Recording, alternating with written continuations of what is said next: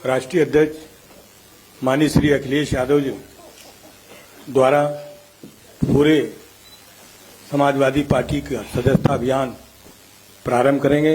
मैं अनुरोध करूंगा माननीय राष्ट्रीय अध्यक्ष जी से कि वह मीडिया के समक्ष अपनी बात रखें। परम आदरणीय राष्ट्रीय अध्यक्ष। नहीं, सदस्य बन गए, सदस्य हाँ, ये हाँ।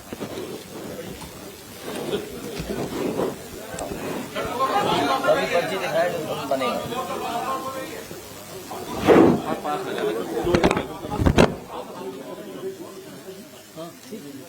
थोड़ा सा पास हो जाइए।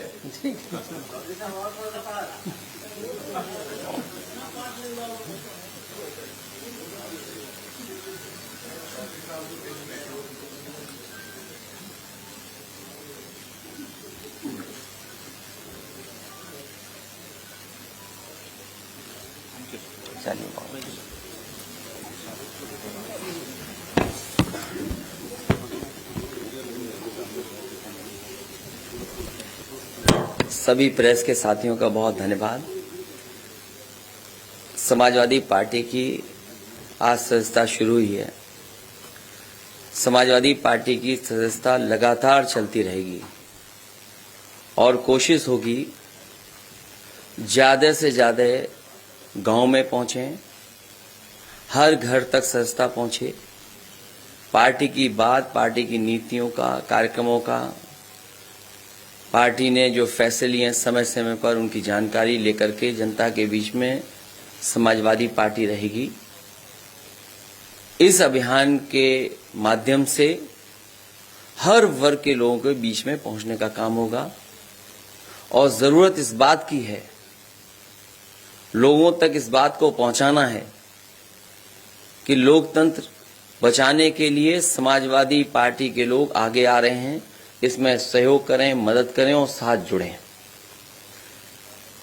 अभी लखनऊ के जो हमारी पार्टी के नेता जो चुनाव लड़े थे उनको सदस्य बनाया गया है। उनके साथ साथ और पार्टी के लखनऊ के ही केवल सदस्य हैं, पार्टी के जो नेता हैं उनको सदस्य बनाया है और उनसे उम्मीद है उनके माध्यम से लगातार क्षेत्र में इसी तरह का सदस्यता का कार्यक्रम चलेगा।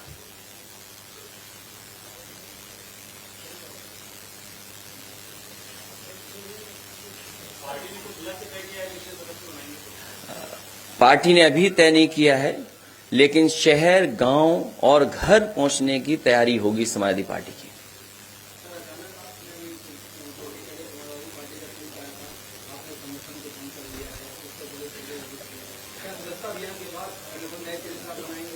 सदस्यता का अभियान खत्म हो जाएगा, उसके बाद संगठन पुनः बनेगा।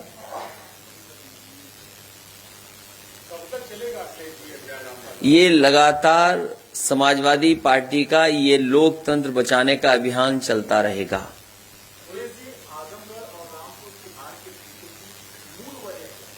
वो समीक्षा अभी आपके सामने नहीं, केवल अभी समाजवादी पार्टी सदस्यता अभियान चलाने जा रही है। यही कार्यक्रम लगातार चलेगा।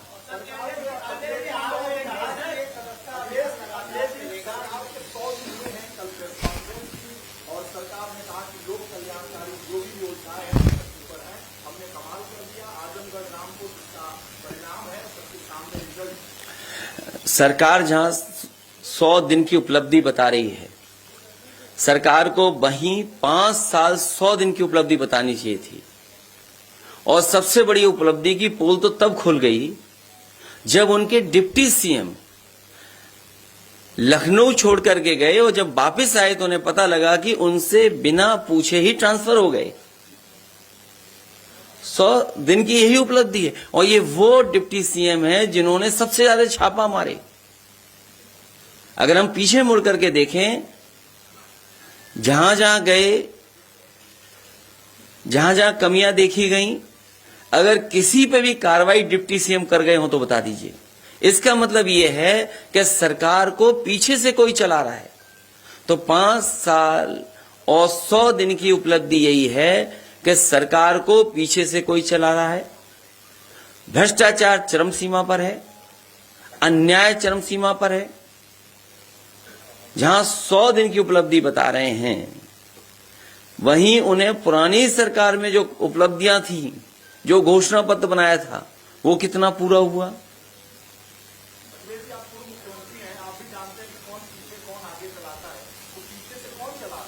अब उनका जो पत्र आया तो ये तो वही बता पाएंगे कि किसके कहने से ट्रांसफर हुए हैं। लगता है सरकार में कुछ ऐसी ताकतें हैं जो पीछे से ऑपरेट हो रही हैं।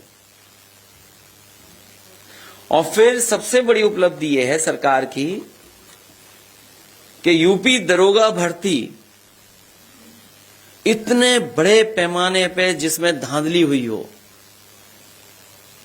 जहां पर स्क्रीन शेयरिंग की पता लग गई हो कि स्क्रीन शेयर कर करके नकल हुई है या पेपर सॉल्व हुआ है, न जाने कितने लोगों की गिरफ्तारी हो चुकी है।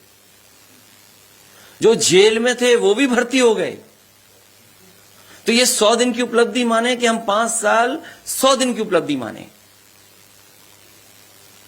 100 दिन में तो न जाने कितनी नौकरी देने और रोजगार देने की बात थी। सवाल नौकरी मिलेगी कि नहीं मिलेगी, या इसी तरह धांधली या पेपर लीक में नौकरियां चली जाएंगी।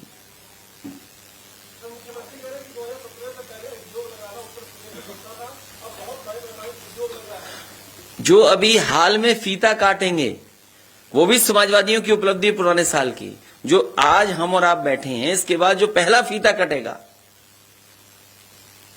सुना है लखनऊ में मॉल का उद्घाटन होने जा रहा है, लुलु मॉल का। जाइए और पूछिए सरकार के लोगों से कि लुलु मॉल किसकी उपलब्धि है।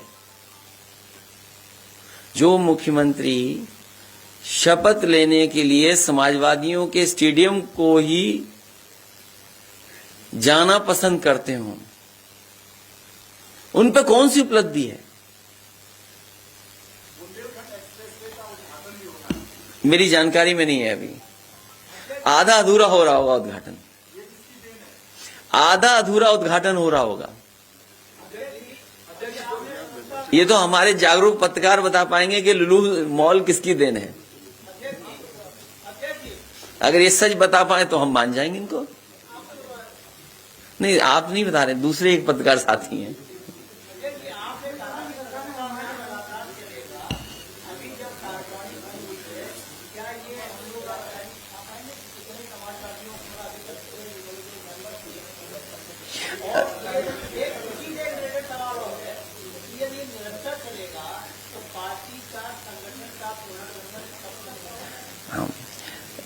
सदस्यता अभियान चलेगा। पार्टी के वरिष्ठ नेता जिले स्तर पे या मंडल स्तर पे जाकर के सदस्यता अभियान चलाएंगे। कितने सदस्य बने हैं ये बाद में जानकारी हम आपको दे देंगे कि इतने सदस्य बने। और आज के समय पर जो टेक्नोलॉजी है, चाहे आपको ऑनलाइन रजिस्टर कराने का या सदस्य बनने का मौका मिले, ऐप के माध्यम से मौका मिले, तो सब एक जगह पूरा डेटा इकट्ठा कर करके आपको जानकारी दे देंगे कि कितने सदस्य बने हैं और किस एज के सदस्य बने। नहीं, ऐप लॉन्च नहीं किया, ऐप हमारे पास है पहले से। ऐप को बनाना या ऐप के साथ जोड़ना कोई बहुत बड़ी चीज नहीं है, इसलिए मैंने ठीक नहीं समझा कि ऐप को लॉन्च कर दें। कहो तो अभी ऐप डिस्प्ले कर दूं मैं।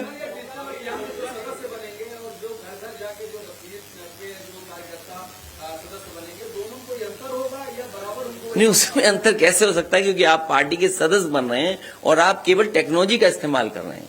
फॉर्म एक सा है और जो पैसा देना है वो भी एक सा है। मौजूदा संख्या अभी हमारे जानकारी में नहीं है, पूरा हम डेटा आपको दे देंगे। क्योंकि पिछली बार जो सदस्यता का चला था अभियान, उसमें बहुत सारे सदस्य हमारे, क्योंकि डिजिटली हमने नहीं किया था, केवल गिनती कर करके रख लिया था।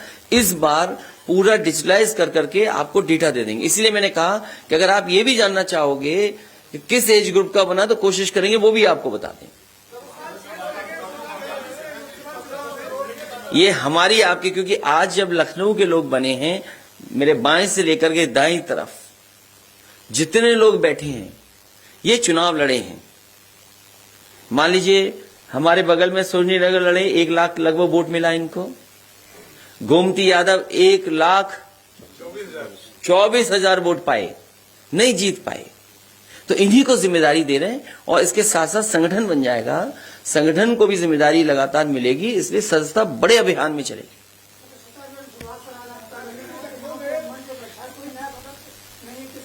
नहीं, आज तो ये वो लोग हैं जो चुनाव लड़े हैं और जीते हारे दोनों हैं। इसके बाद आप समय समय पर देखेंगे कि जिनकी 18 साल उम्र पूरी हुई या कोई डॉक्टर हैं, कोई इंजीनियर हैं, कोई जो सदस्य बनना चाहेंगे, हो सकता है आप में से कोई सदस्य बनना चाहे।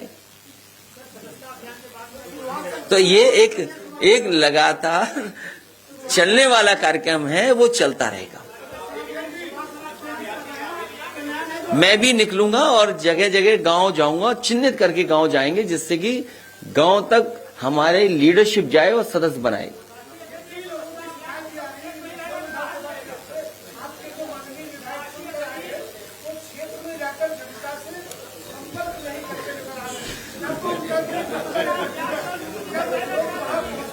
ये शिकायत व्यक्तिगत है, मैं इसको दूर करूंगा।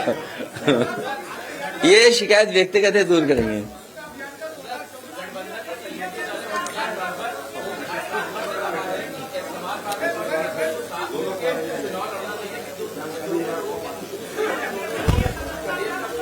समाजवादी पार्टी को किसी की एडवाइस की जरूरत नहीं है।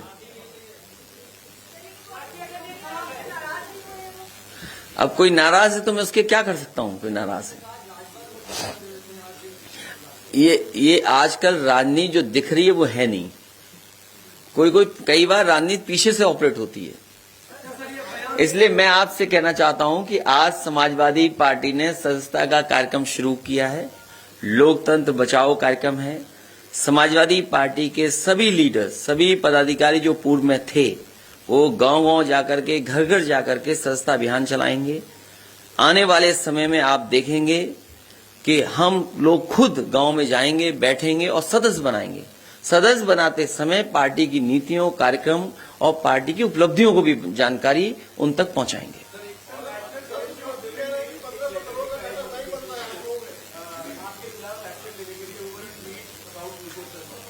तो जब हमारे पास वो नोटिस आ जाएगा उसका जवाब दे देंगे।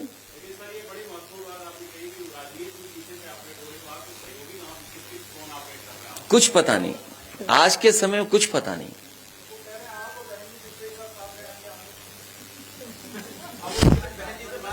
कुछ बोलना भी खराब है। अब तो राष्ट्रपति का चुनाव भी खत्म हो रहा है।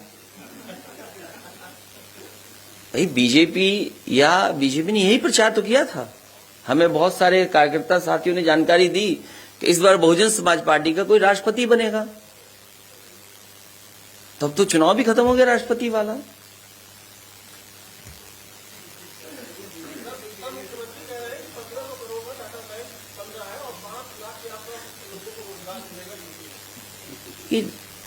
इस डाटा बनाने के साथ साथ कम से कम जाति जनगणना का भी डेटा बना दें। वो भी कब होगा? वो भी एक बड़ी चीज हो जाएगी, सरकार की बड़ी उपलब्धि होगी ये।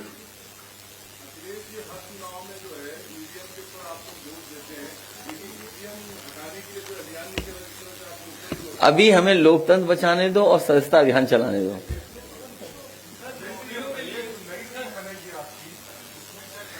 टीम कुछ नहीं,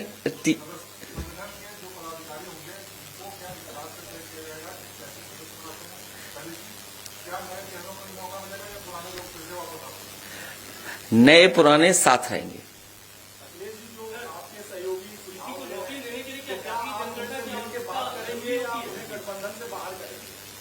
नहीं, ये सवाल अच्छा भी और बुरा भी है आपका।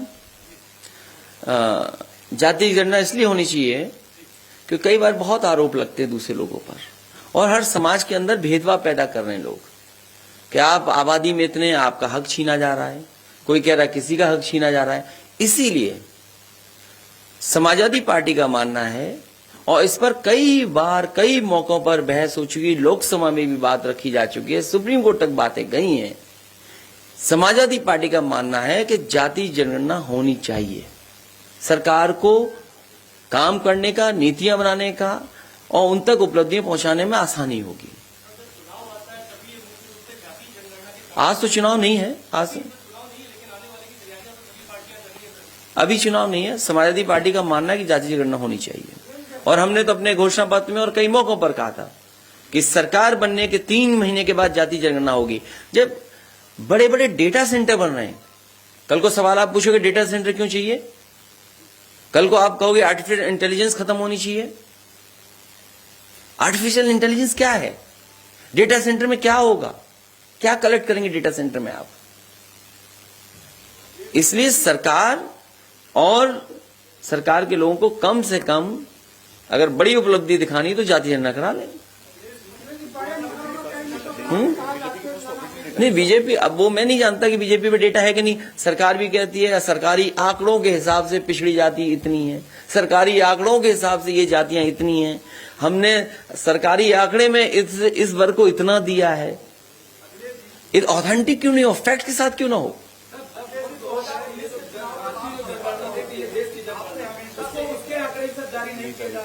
उसमें तो सरकार ने स्वीकार किया था, ये बात सच कह रहे हैं आप कि उसमें सरकार ने खुद स्वीकार किया था। मुझे याद है उस समय लोकसभा में जो प्रधानमंत्री जी थे, होम मिनिस्टर थे, पार्टी के जो विपक्ष के नेता थे, दक्षिण भारत के नेता थे, सबने मिलकर के ये बात कही गई थी कि जाति जनगणना होना चाहिए और उसके आंकड़े आने चाहिए। उस समय की सरकार ने स्वीकार किया था कि हां जनगणना के आंकड़े आएंगे, लेकिन सरकार ने स्वीकार नहीं किया।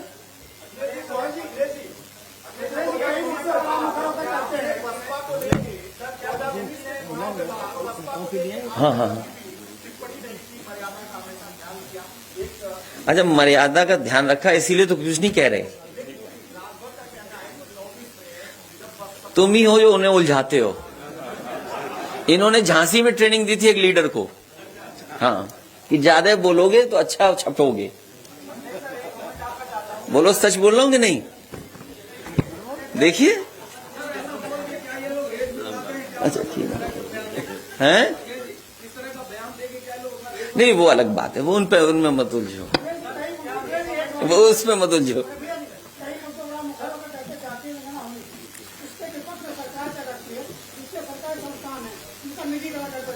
अच्छा, सरकार ने एक बार, आप देखिए, सरकार ने एक बार इस बात की गिनती कराई थी कि क्लास 3 क्लास 4 में किस जाति के लोग कितनी नौकरी में हैं, लेकिन सरकार ने कभी वो आंकड़े नहीं पेश किए। तो आज मैं मांग करता हूं, वो हमारे पत्रकार साथी भी कुछ ऐसे ही सवाल पूछ रहे थे और आप भी हैं, कि जो जाति जनगणना हुई थी और नौकरी में कितने कितने हैं क्लास 3 क्लास 4 में, वो आंकड़े सरकार क्यों नहीं देती है। दे सरकार आंकड़े में, इसलिए सरकार जानबूझ करके ध्यान हटाने के लिए समय समय पर मुद्दे लाती है। जो बुनियादी मुद्दे हैं उन मुद्दों पर लगातार समाजवादी पार्टी जनता में रहेगी और कहेगी। मैं उसके पक्ष में नहीं हूं। सरकार, जो फौज की नौकरी परमानेंट नौकरी होनी चाहिए, जो पहले व्यवस्था चल रही थी वही व्यवस्था होनी चाहिए। और उसमें मैंने सुझाव भी दिया था कि कॉर्पोरेट टैक्स अगर आप बढ़ा दें तो आपको बजट की भी जरूरत नहीं पड़ेगी। आज आदरणीय उदय प्रताप जी मुझे सदस्य बना रहे हैं।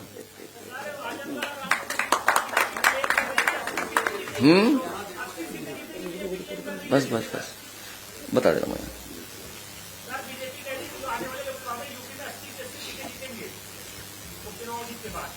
हो सकता है,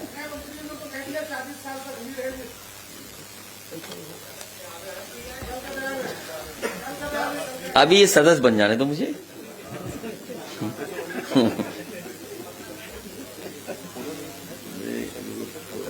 हाँ, एक बोल देना आप। तो ये पर्ची मैं एक बार दिखाता हूँ। लीजिए, खड़े बताइए। हाँ?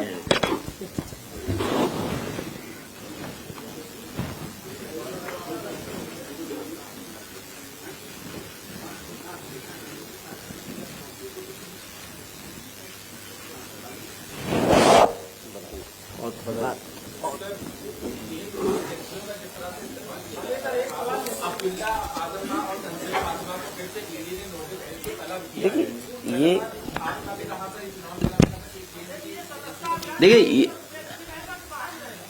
जहां जहां समाजवादी पार्टी है, तमिलनाडु, कर्नाटक, मध्य प्रदेश, छत्तीसगढ़, महाराष्ट्र, उत्तराखंड, हर जगह जहां समाजवादी पार्टी की यूनिट है, राजस्थान, वहां सदस्यता का अभियान चलेगा।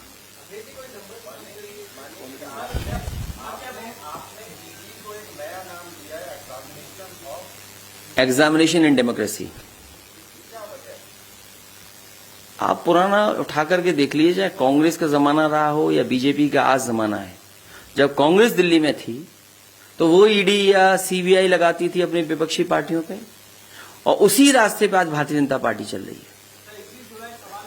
और वो तो महाराष्ट्र में तो स्वीकार कर लिया उन्होंने, ईडी सरकार है। महाराष्ट्र में तो स्वीकार कर लिया ईडी सरकार है, और एक केवल ईडी सरकार वहां नहीं है। आप मध्य प्रदेश याद कीजिए, मध्य प्रदेश में सरकार कैसे बनी, और जगह भी प्रदेशों में कैसे सरकार बनाई बीजेपी ने। अब क्योंकि हम लोग समाजवादी लोग चुनाव हार गए, क्या बड़े पैमाने पर बेईमानी अधिकारियों ने की थी चुनाव में, क्या नहीं की थी? अगर आज हम कहें पॉलिटिकल एज ए पार्टी के हमारे वोट काटे गए, तो वो ये इलेक्शन कमीशन कहेगा कि आपकी जिम्मेदारी थी। लेकिन बड़े पैमाने पर समाजवादी पार्टी के वोटरों को चिन्हित कर करके काटा था। इन एजेंसियों का, इन संस्थाओं का दुरुपयोग भारतीय जनता पार्टी कर रही है। उसमें भी हमने कई हमारे सदस्यों ने शिकायत की है इलेक्शन कमीशन को कि किस तरीके से वोट नहीं डालने दिया उनको। एक बार हम लोग भी जीते थे, याद कीजिए, सीएम और डिप्टी सीएम का।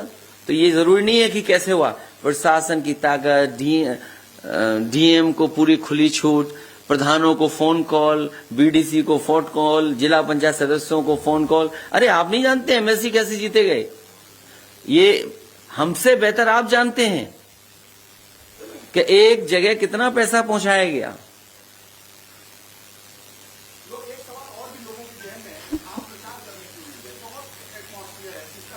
क्योंकि हमारी पार्टी के नेता संगठन के लोगों ने कहा कि आपको आने की जरूरत नहीं, हम जीत जाएंगे चुनाव।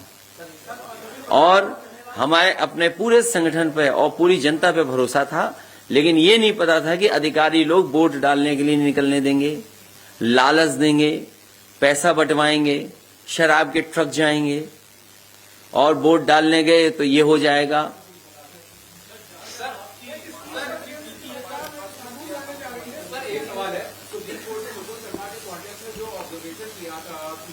उसको लेकर आज कई रिटायर्ड जजेस ने लगभग 15 रिटायर्ड हाईकोर्ट जजेस हैं, उन लोगों ने एक लेटर ओपन लेटर भेजा है चीफ जस्टिस ऑफ इंडिया को कि इस तरह का ऑब्जर्वेशन बिल्कुल भी गलत है। मेरी जानकारी में नहीं है। आदरणीय उदय प्रताप सिंह जी कुछ कहना चाहते हैं।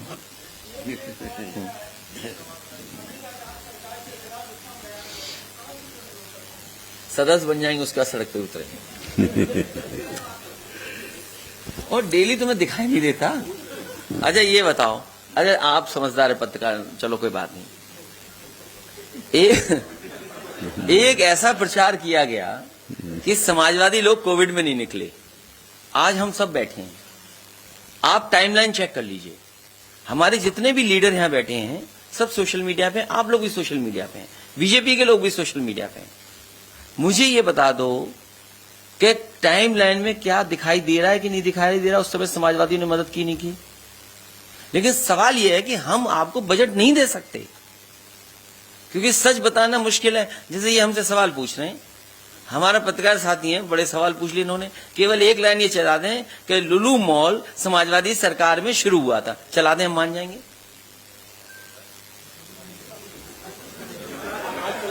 आज चला दें और डेट दे दूंगा मैं, कब शिलान्यास हुआ, कब जमीन दी गई, कैसे उनको सम्मान किया गया, कैसे इन्वेस्टमेंट आया। आप चला दीजिए एक लाइन है।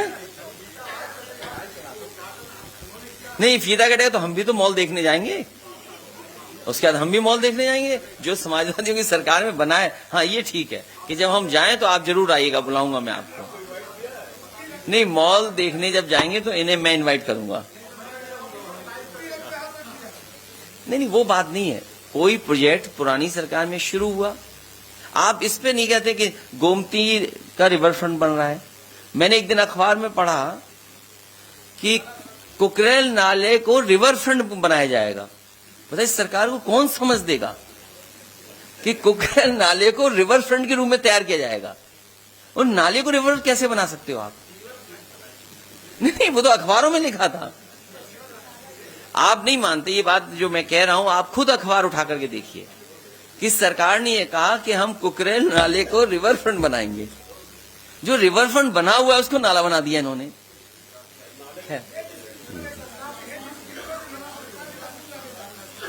तो सबसे ज्यादा तो उन्हीं के लोग फंस जाएंगे।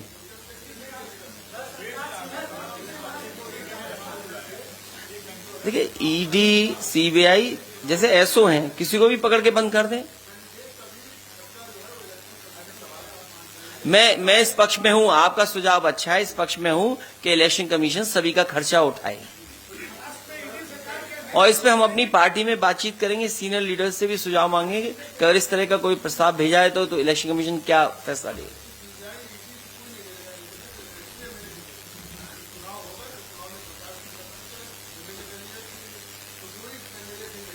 ये अच्छा सुझाव है आपका, लेकिन तब भी डरेंगे, डराएंगे। तो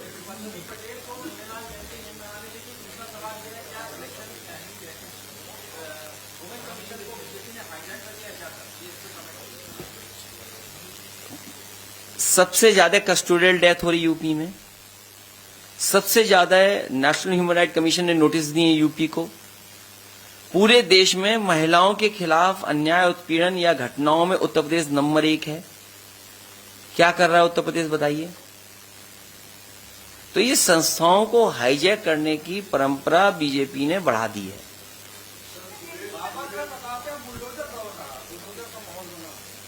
बुलडोजर केवल डराने के लिए है और कानून न मानने के लिए है।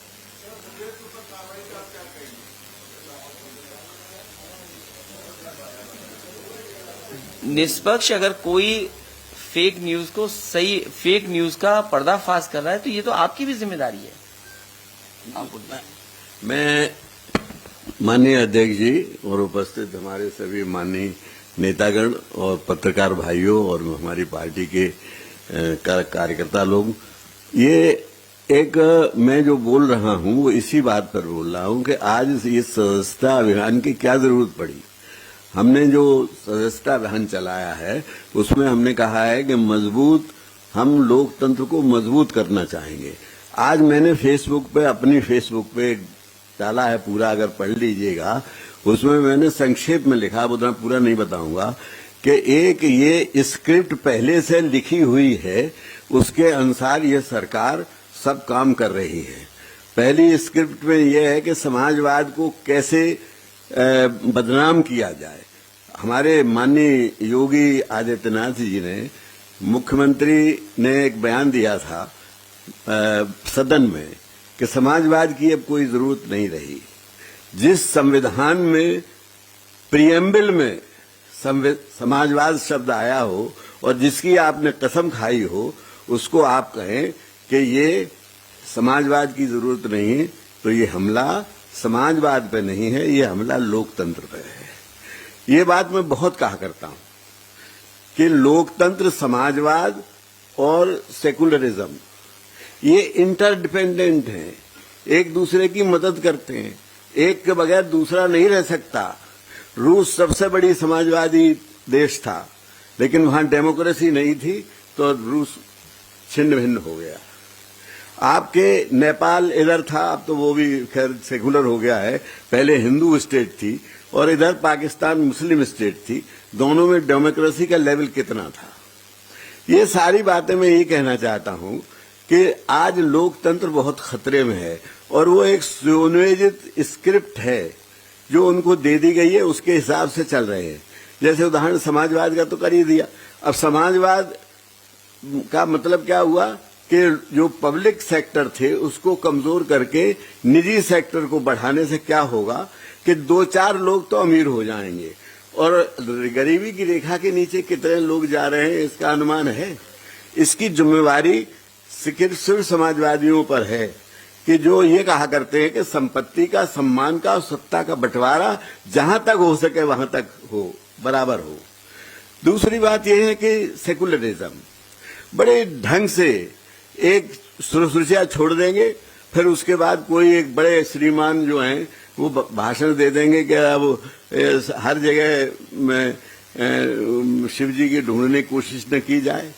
अब उन्हें ये इसलिए कभी कभी आंसू पो जैसे कि चित्र खींच गया और उसमें अखबार में निकल गया, लेकिन दूसरे दिन ही फिर एक कोई नूपुर शर्मा कोई ऐसी बात कह देंगी जो पूरे देश में आग लग जाएगी।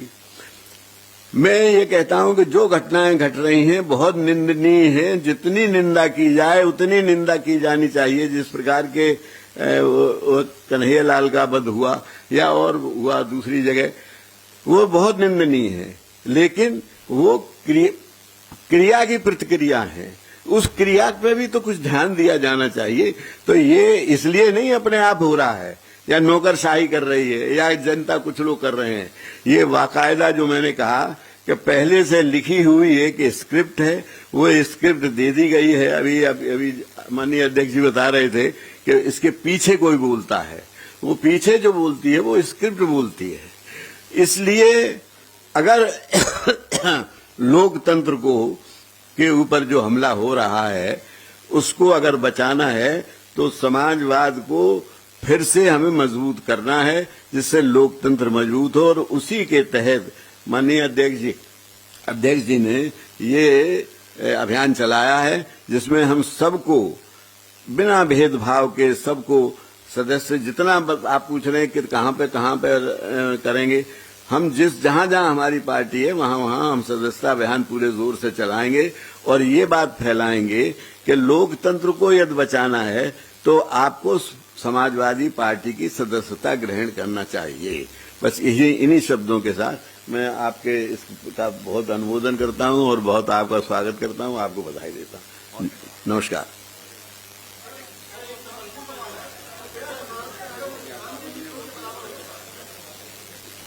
अब भी सवाल है तुम्हारे पास? हाँ, छोटा ही सवाल पूछ लो। लंबे तो देख रहे हो, सीट पे तो नहीं खड़े हो। सीट पे खड़े हो, लंबा आदमी है। अच्छा, सीट पे खड़ा। चलिए छोटा सवाल पूछ लो।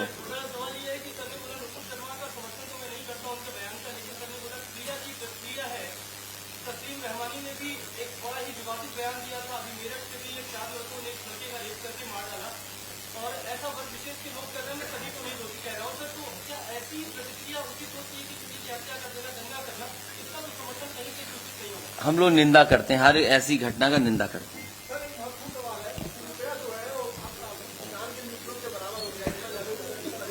क्या चीज? कौन जानना चाहता है ये बात? ये कोई जानना चाहता है? कोई बड़ा मुद्दा है ये? नहीं, कोई बड़ा मुद्दा नहीं है। रुपया नीचे चला है, कोई बड़ा मुद्दा नहीं है। तुम समझ नहीं रहे बात को। नहीं, एक मिनट याद देखिए, जो व्यापार कर रहा है, कुछ व्यापारियों को लाभ तब होता है जब रुपया ऊपर चला जाए और कुछ व्यापारियों को लाभ तब होता है जब रुपया नीचे चला जाए। तुम किसके पक्ष में ये बताओ? तो क्या लाभ होगा उससे व्यापारियों को कुछ का? ये सोचने की बात है। इसलिए जब बात समझ में नहीं आती क्यों पूछते हो ये बात?